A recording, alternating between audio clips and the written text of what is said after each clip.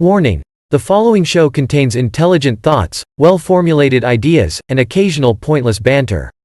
Listener discretion is advised.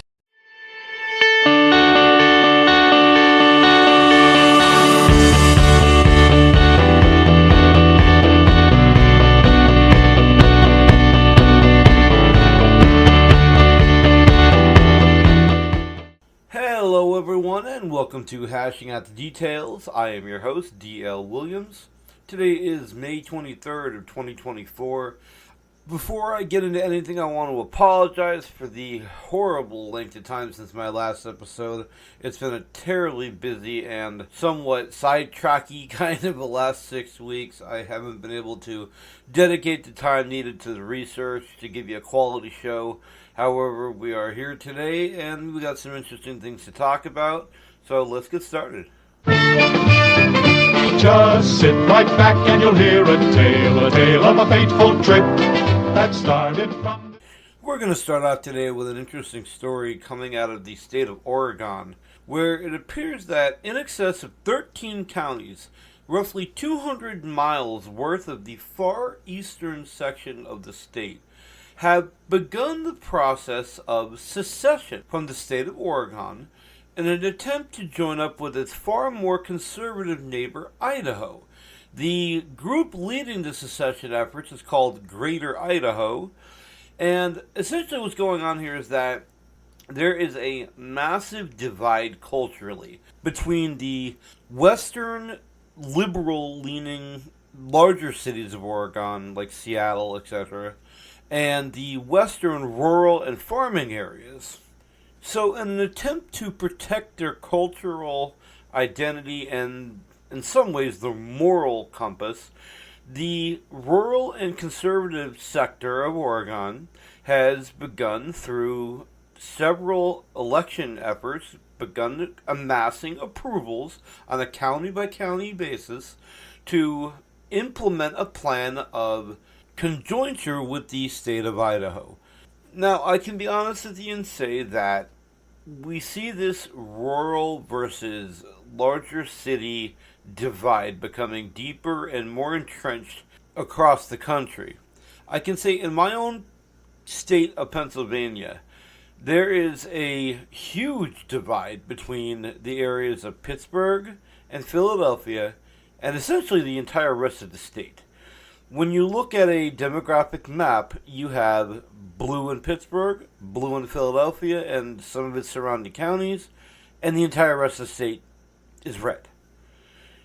However, the entire rest of the state's population is not even equal to that in those two big cities. So you have two cities that have a way of dictating to the rest of the state how it leans politically. According to what's happening in Oregon, this is also going on there as well. We see this happening all across the country. In the state of Virginia, we see it happening. We see it happening in the Carolinas. We've seen a lot of this kind of stuff happening in Nevada and in Colorado. What we're seeing develop across the country from east to west, shore to shore, is a political, cultural, and moral separation. And unfortunately, that's become destructive.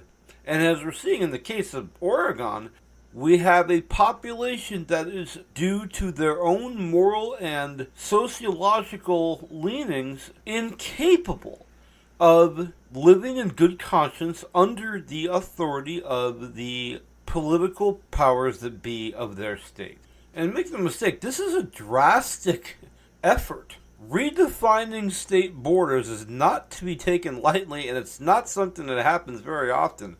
I believe the last border annexation conjointure was over 100 years ago. And in that case, it was only a matter of about 200 or 300 yards. Now, in this case, we're talking 200 miles of a state being surrendered and conjointured to a neighboring state based solely on political and social tendencies, populists living there. I believe that this case is going to be very interesting to follow going forward because there are two underlying principles of this country which we are so often passionate about. One of which is We are a country which follows the rule of law. Another principle we tend to espouse is that this country is of the people, by the people, and for the people.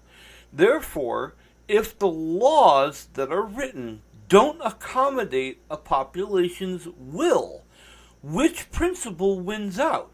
Written laws which may not accommodate the people that must live under them, or the will of a population which morally feels it's incapable of being under the authority of a political ideology that to them is disaligned with their own conscience.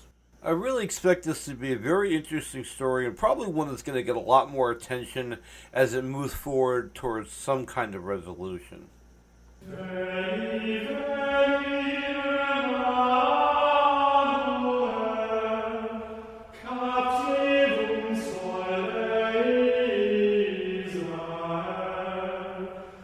In a very unique story coming out of Rome, the Vatican has announced that it will be revising its guidelines for investigations into supernatural phenomena, including altering some of the definitions, or at least clarifying some definitions.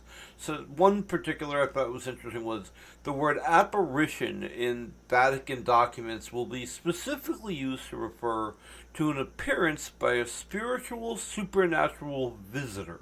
The Vatican last updated any of these kind of guidelines over 45 years ago, so it's not something that happens very often. One of the main reasons they're doing this at this time is that in the era of the internet where information, video footage, etc. travels at light speed, there's no longer really a reason to investigate in the old school way, the way that they used to, these types of events such as stigmata, mystic visions, and other supernatural events. Those types of things historically were handled at the local level by whoever the presiding bishop was over that area where the incident occurred. And however, now it's reached to the point where these incidences are being broadcast through the internet instantaneously, viewable around the world. So what's going to happen is there's going to be essentially a tribunal of sorts, a council which will review all the collected investigative information as quickly as possible, and after an exhaustive research and investigation into the event, they will either give it a thumbs up or thumbs down. Now, very specifically, they refuse to acknowledge authenticity or approve of a particular event per se. What they will do, however, is say, there is nothing about this event which contradicts either church law or biblical principle. Therefore, the faithful are free to believe in it of their own free will. Or the event will be given essentially a thumbs down, saying that there is something or some things about this incident which go against church or biblical principle. Therefore, we do not believe that the faithful should feel confident believing in them. Congratulations are in order to Alexander Usyk for his historic victory in Saudi Arabia this past Saturday, defeating Tyson Fury, the Gypsy King, to become the first undisputed heavyweight champion of the world since Lennox Lewis did it over 20 years ago. What is actually particularly unique about this situation is this is the first time there has been what they're referring to as a 5-point undisputed champion. What that means is there are 4 major sanctioning organizations in the sport of professional boxing: the WBA, the WBC, the WBO, and the IBF. Each of these sanctioning organizations is based out of a different geographical location. As a matter of fact, they're all in different countries, the IBF being central to the United States. Along with each of these organizations having their own champion, there is what we call the lineal champion. This is the man who beat the man who beat the man, going all the way down the line through history. Alexander Usyk, with his victory Saturday night, became the first man to hold all 4 major sanctioning titles, as well as the lineal championship, making him the first true undisputed heavyweight champion of the world of the modern generation. Congratulations to him. They're expected to have a rematch probably next November, as it was a pitched back and forth battle. I give both guys credit for a great fight. With all hopes, we'll see another great fight between the two of them next November. So anyways, I'm going to take just a quick break here and catch my breath, and we'll be back to talk about our main subject of the day, which will be the Israeli-Hamas conflict, which is now stretched into its 6th month. Stay tuned, we'll be right back. 10, 9, 8, 7, 6, 5, 4, 3, 2, 1.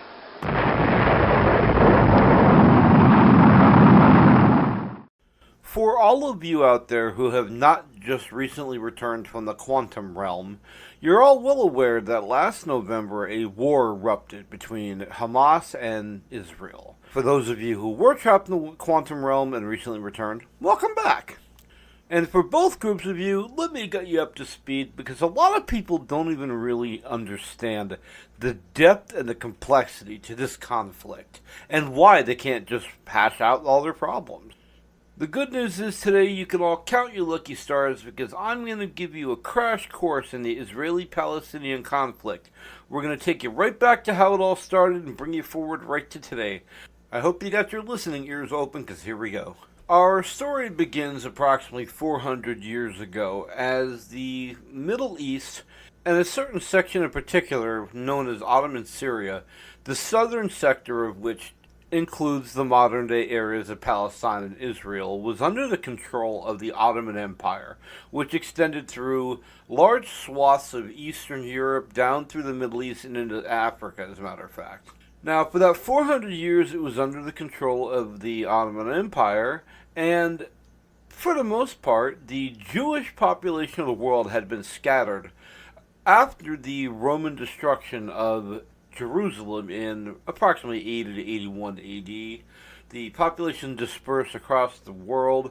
A large percentage of it ended up in Europe with, pretty sizable populations spread out in different areas of the world, especially in the Americas and even into the Middle East.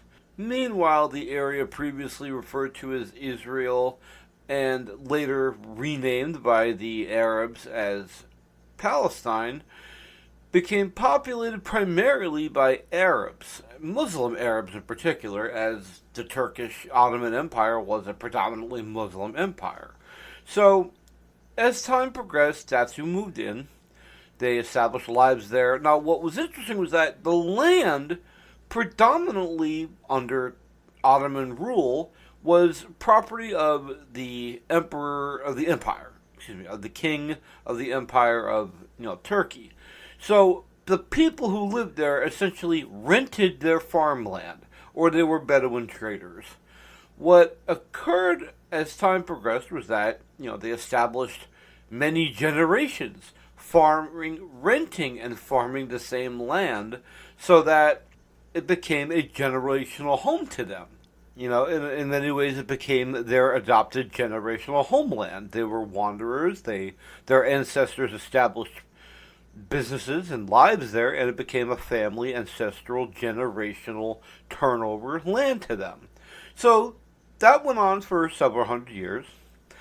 Now, what starts happening in Europe, where most of the world's Jewish population had essentially migrated to, there starts to become a negative, almost anti-Semitic tone to many of the European center points for those Jewish populations, especially Russia. Now, we don't really have a lot of information that pinpoints what causes that, as the Jews had been there for hundreds and hundreds and hundreds of years and had very strong ties to the Russian homeland over time, especially when you start looking at how Poland and Lithuania and a lot of those Russian satellite sort of countries later on all had, sizable Jewish populations. But what ends up happening is, in the late 1850s, in response to this early form of anti-Semitic tone that starts getting a foothold in Europe. Rather influential Jewish leaders begin to advocate for the acquisition or the establishment of a Jewish refugee homeland, a place that Jews can call their own. This slowly over time begins to develop into what would later become known as the Zionist movement, a movement to establish a homeland for displaced Jews around the world. So in a very tactical move, what ends up happening is the influential Jewish leaders of the Zionist movement, among others, begin to purchase large swaths of land through what was the ancestral Jewish homeland and encouraging Jews all over the world to emigrate to this area. So that occurs, and remember what I said about how many or most of the Arabs who had populated the area over that span of time rented their farms. So what happened was when the Jewish bought up all that land, well, they no longer wanted to rent it to these people anymore. And they wanted that land for the refugees that they were immigrating into that area. So what happened to the folks who had moved in and lived there for generations? They essentially got kicked out with no real place to go. And if that wasn't rough enough, what ended up happening was, over time, this process of influxing these European Jews into this area began to sort of destabilize the political situation in that area, because the Ottomans, who who ruled the territory, had a great amount of concern for all these Russians moving into the area, because the Ottomans and Russians weren't exactly friends. They had had many conflicts over the years, and now suddenly a chunk of their territory was being overrun by immigrating Russian Jews, and there was a great amount of questions as to just where their loyalty lied. Was it still with their motherland, in a way, Russia, where they came from, where they had lived for hundreds of years, or was it to this new land they were living in and had just recently emigrated to? So this brings us to World War I. The Ottoman Empire sided with Germany based on a mutual defense agreement that they had with Germany. So the Ottoman Empire joined with the Central Powers during World War I against Great Britain, France, and against eventually the United States. What we end up seeing here is that following that war, Great Britain leads an effort to break up the Ottoman Empire. The Ottoman Empire has to surrender a large portion of its territory to the victors following World War I. Now, Great Britain, as a result of all this, assumes control of nearly the entire Middle East, with Palestine/Israel being a major crowning jewel in that land grab. Unlike in Russia, Great Britain was very sympathetic to the cause of the Zionist movement. As a matter of fact, in 1917, nearing the conclusion of World War I, the British government issues a thing called the Balfour Declaration, and it basically establishes their support of a need for a Jewish homeland. Matter of fact, the wording used as part of the Balfour Declaration was that it favored the establishment in Palestine of a national home for the Jewish people. However, nothing should be done to prejudice the civil and religious rights of the existing non-Jewish communities in Palestine. They felt that that wording would be sufficient to appease the Arabs in the vicinity and also express their support for the Zionist and the Jewish homeland-seeking community.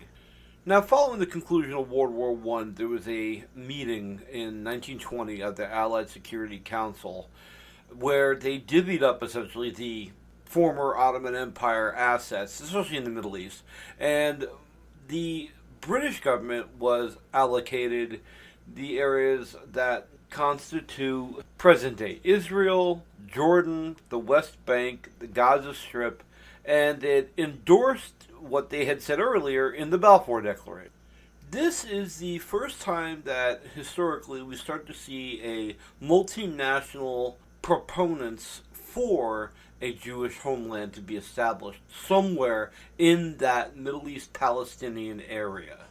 So, following all of those divisions in 1920, the British broker a treaty between the Zionists and the Arab representatives of Palestine, and they signed an agreement called the Treaty of Seville.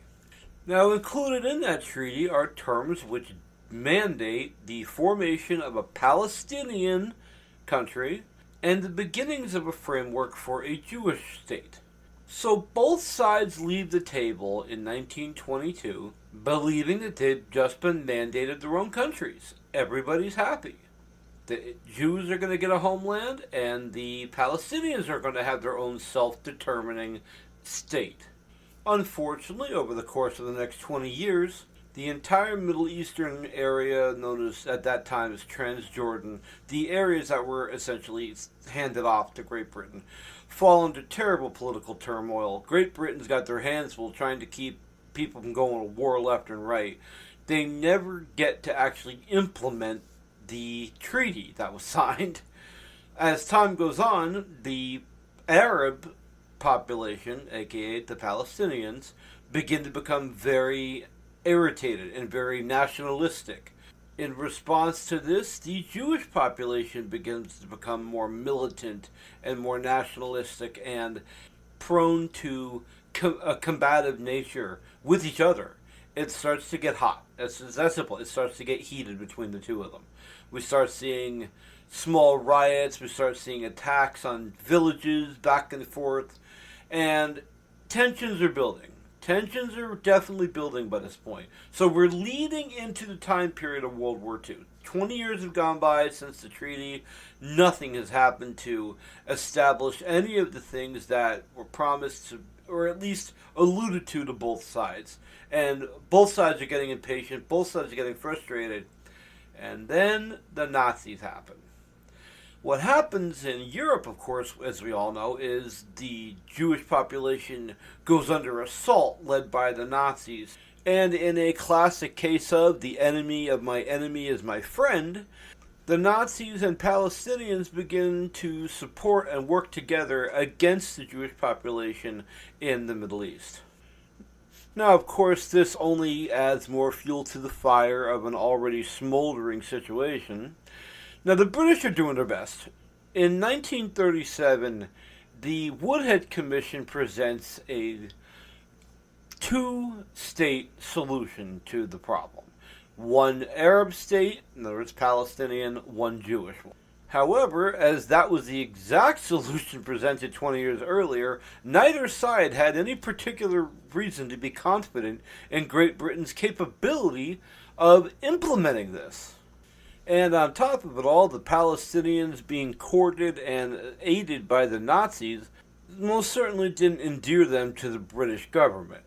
In response to that, we start seeing the Palestinians moving into militant tactics, attacking British targets across the area. Now, following World War II, finally the world says something has to be done about the situation, especially after the Holocaust occurred, and, depending on your source, 7 to 10 million Jewish individuals were eradicated from Europe. The newly formed United Nations establishes a council called the United Nations Special Committee on Palestine, which included representatives from Australia, Canada, Czechoslovakia, Guatemala, India, the Netherlands, Peru, Sweden, Yugoslavia, and others had their input as well. And they produced a report on September 3rd of 1947. The committee proposed a recommendation that essentially says that in the Palestinian area, which was at that time still under the control of Great Britain, we propose the creation of a Jewish state and a Palestinian Arab state. That's where it ended. That's what they presented. They said, this is what is going to happen. This is what we're going to do. So now we come forward a little bit, and it's November of 1947, and they adopt another resolution that says they recommend that England as the owner of Palestine, adopt and implement a future government for Palestine, partitioning it between the Jewish population and the Arab population, with an economic union to be created above them both for their mutual good. So, once again, we have an international body stepping forward and saying the solution here is they both get a country. But again, don't take into account that the populations are not completely separated. They are mingled. There are villages and settlements and people living next to each other from both sides of those camps. You've got Arabs and Jews living intermingled with each other. In order to create two states, somebody's going to have to move and leave their livelihood and their homes and their property and everything else and completely, separate from each other. That's not as simple as it sounds, and nobody ever tried to work out how to do that. They simply kept coming back to the table saying, well, you get a half and you get a half, but never any kind of idea for how to do that. Now, literally, within 2 hours of that resolution being approved to create two states, disgruntled Arabs begin to riot and attack multiple sites throughout the area, even going as far as to attack the consulate's office of countries that supported the resolution. As this is happening, most of the surrounding countries, which were all Arab, form a group called the League of Arab States, which fundamentally consisted of Egypt, Syria, Jordan, and Iraq, and all of whom come out in support of the Palestinian Arab population and in opposition to the Jewish state. On May the 14th of 1948, Israel's first president declares the nation of Israel into existence. Within hours, the Arab League declares a full-scale war against the independent nation of Israel. The armies of Syria, Egypt, Iraq, Jordan, and then very shortly thereafter Lebanon invade Israel.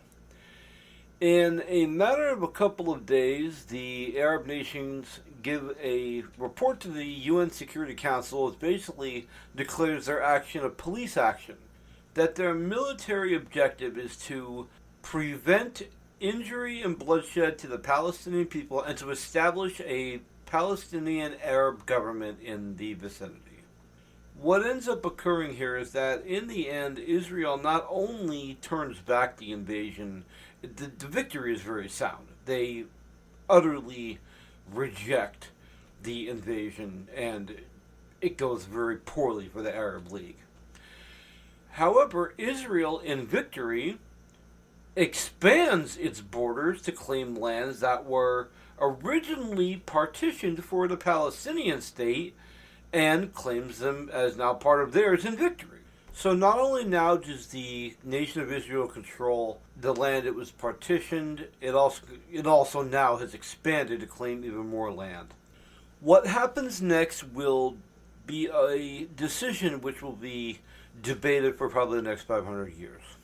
Now that Israel has claimed lands which were supposed to be originally under the original plan, which were supposed to be partitioned for the Palestinians to have a state, now all those Palestinians are under Israeli rule.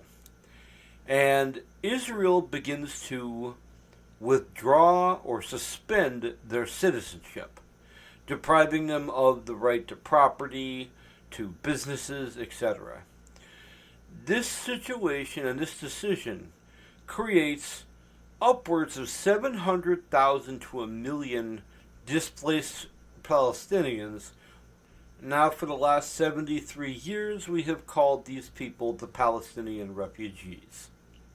Unexpectedly at that time, the Arab League of Nations all decided to not allow the Palestinian refugees into their countries, leaving them legitimately with no place to go. In the end, Lebanon was relatively hospitable towards them and basically gave them a chunk of land where they could be self-autonomous and maintain their independent Palestinian Arab identity.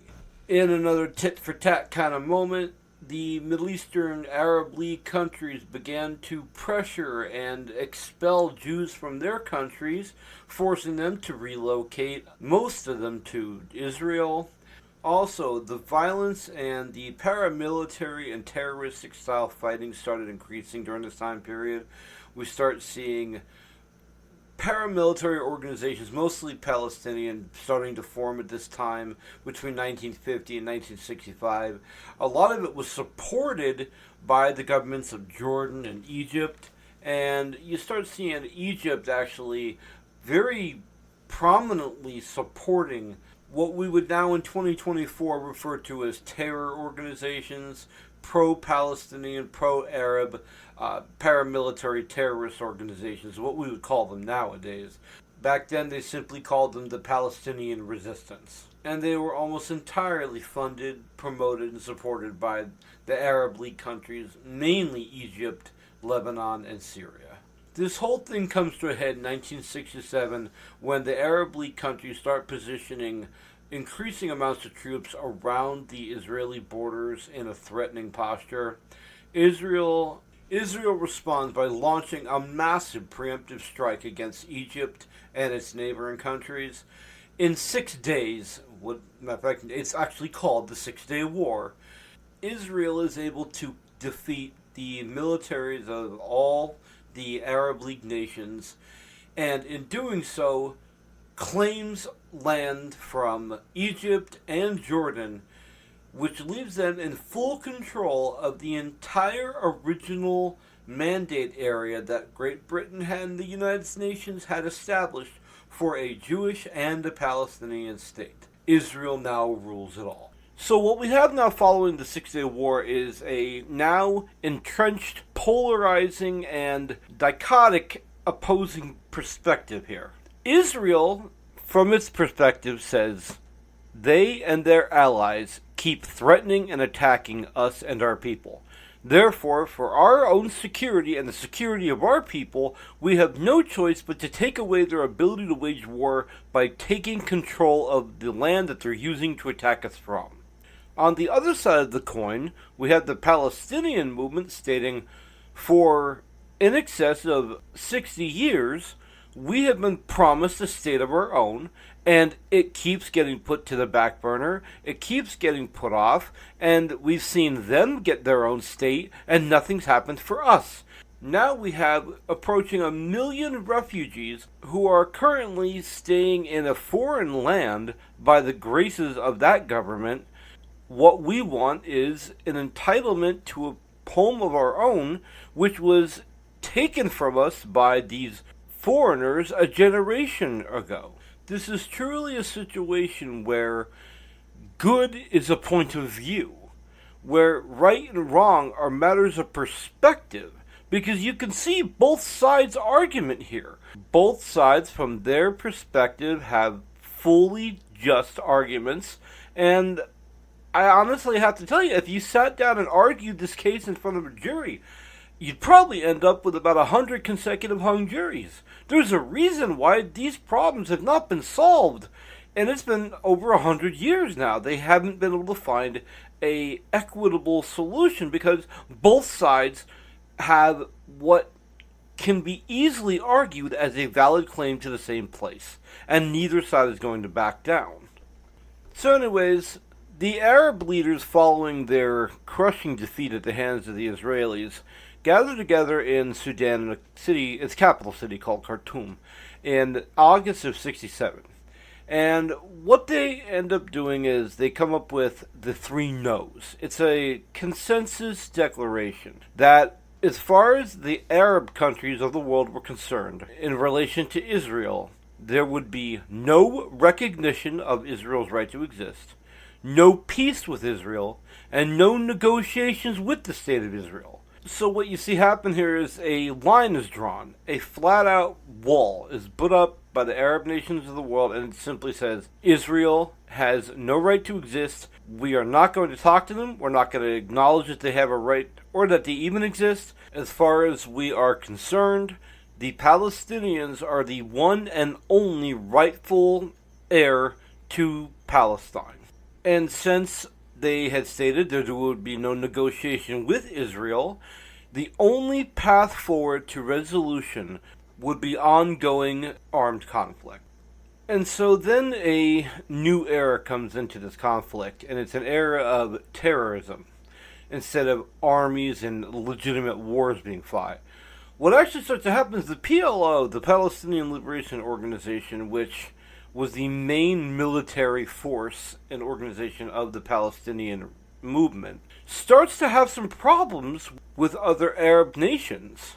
The country of Jordan's king had begun quietly negotiating with Israel on the side, independently of the other Arab nations, trying to negotiate some kind of a settlement or a peacekeeping arrangement that would allow for armed conflict to end, and the Palestinian militant organizations operating within the Jordanian borders took offense to this and began attacking Jordanian sites. The Jordanians were able to quell these revolts and actually cast out those military organizations. However, that left a lot of Palestinian refugees who were living in Jordan essentially being pushed out. They end up in Lebanon with the rest of the Palestinian refugees, and what ends up happening there is Lebanon gives the PLO, the main militant wing of the Palestinian organizations, basically a free rein to use their country as a base from which to attack Israel and launch attacks. Egypt, on the other side, has had just about enough of this fighting, and the United States actually sits down at the table and works out a peace agreement between Israel and Egypt, which for the first time shows a major Middle Eastern country acknowledging Israel's right to exist, and a peace arrangement is formed that allows Egypt and now Jordan to stay completely out of the meddling of the affairs between the Palestinians and the Israelis. Another thing that starts to happen is we start to see the PLO using hijacking of planes as their biggest weapon in their fight, their terrorism attacks through hijacked planes. They actually kidnap 11 members of the Israeli Olympic team in 1972 in Munich, Germany, and a botched rescue attempt actually ends up costing the lives of all those athletes along with their coaches. It was really quite the tragedy. They call it the Munich Massacre. Also, right around this time, the Soviet Union begins to send in KGB along with some what you would amount to special forces and operatives into the area who, because of Israel's close relationship to the United States, the Soviets implant agents to help spur on and support the Palestinian side of things. Just basically another one of those proxy war type things where the Russians supported one side, the United States supported the other. Also in the late 70s, and a very interesting and very little talked about aspect of this was that it was found that a number of Nazi escapees at the end of World War II were tracked and identified in the late 70s to have left Germany at the end of the war and scooted on down to the Middle East, where they had been working with the Palestinians, mostly running their propaganda wing in an effort to discredit the Jewish nation of Israel. So you've got this situation that is a natural rivalry between the Israelis and the Palestinians. You've got involvement from the Soviets. You've got involvement from the United States. You've got Nazis 30 years past their prime throwing their 2 cents into this equation.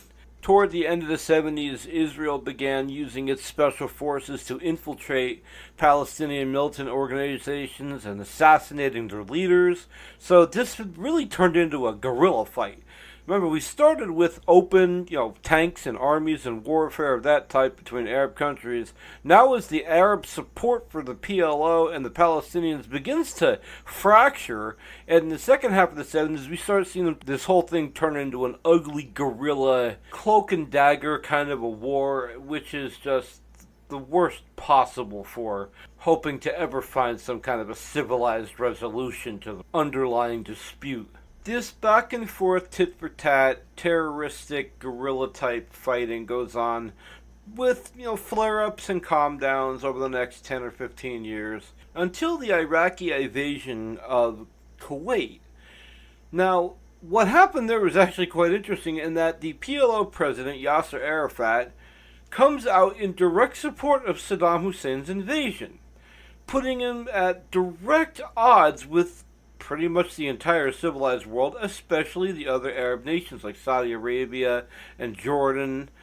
Matter of fact, following the U.S.-led coalition that pushed Iraq out of Kuwait, the government of Kuwait then, in response to the Palestinians' support of Saddam Hussein's invasion, essentially kicked out 200,000 Palestinians who were living in Kuwait at that time, much as the way Jordan did about 20 years earlier, leaving once again 200,000 people with nowhere to go because now the countries that might historically have accepted them are at odds with the PLO president who supported the Iraqi invasion. Matter of fact, most Arab nations who supported the coalition, which was just about all of them with the exception of, I believe, Iran and Lebanon, openly began cutting any and all funding to the Palestinian Liberation Organization, leaving them bankrupt and really just scrounging to continue to exist. They couldn't support themselves because they had no state, no land, no economy. They had no way of gaining money other than being supported by the other Arab countries.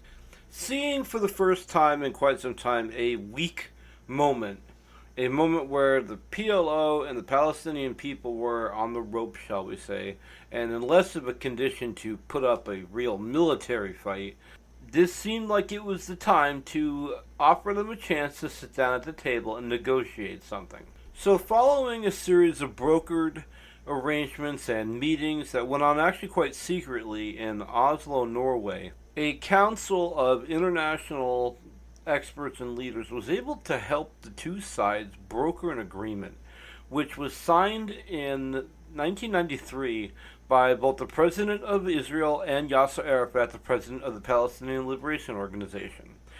This agreement had two major changes to the Palestinian position. First was it recognized Israel's right to exist.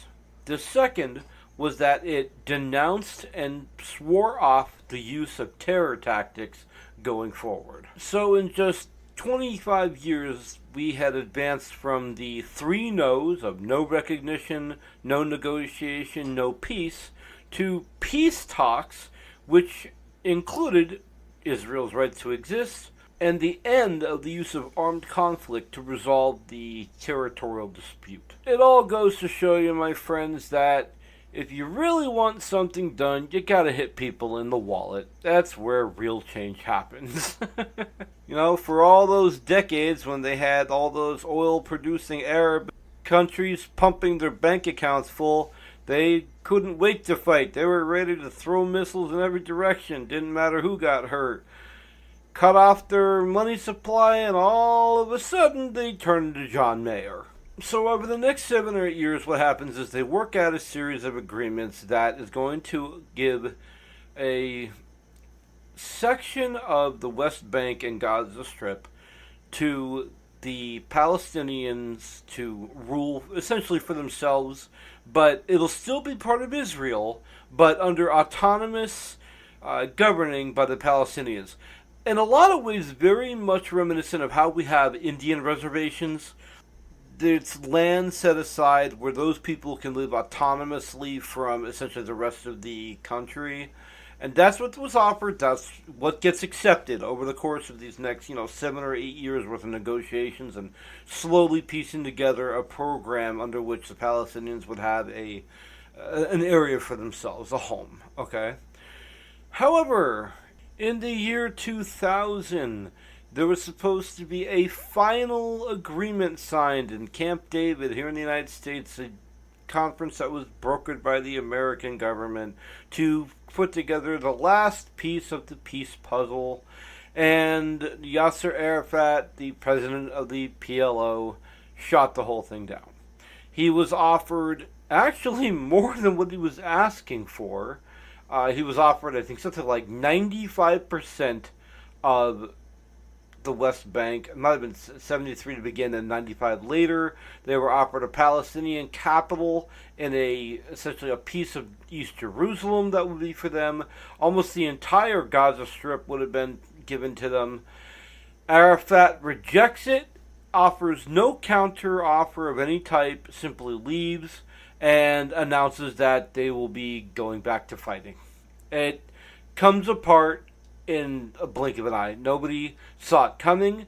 They all went to Camp David in 2000 expecting this was the last step. We're finally going to stop all this forever. And it doesn't happen. Yasser Arafat, still to this day, nobody outside of Yasser Arafat really has a clue why he rejected that offer. Even some of his own people, his own confidants, said they thought he was going to sign it, and instead he simply left. They don't even know why. So what ended up happening was, over the next couple of years, we're now into the early 2000s. Again, we're back to outbreaks of violence. The Israelis are consistently battling back attacks, rocket launches into civilian areas. There were uprisings against Israel throughout different Palestinian strongholds. Again, the West Bank, the Gaza Strip. These are majorly Palestinian-held areas. They're areas that are very high, intense Palestinian ethnic population. The Arab League, which replaced the earlier Arab League of Nations, tried to propose an alternative plan to end the fighting. This was formulated by all the Arab states trying to normalize relations with Israel and stop the Arab-Israeli conflict in exchange for Israel withdrawing from the Gaza Strip and the West Bank. The plan required Israel to give an establishment of an independent Palestinian state, and it described it as a just final solution for the Palestinian refugees, which are still, to this moment, in Lebanon. The UN agreed with this plan. Israel shot it down because of the wording. I think the spokesperson at the time expressed a great deal of gladness that the Arabs wanted to work for peace and that they wanted to normalize things. They tried to make things peaceful for a little while, and once again the suicide bombing started again. And pretty much this is what's gone on now for the last 15 or 16 years. Yasser Arafat finally passed away in 2004.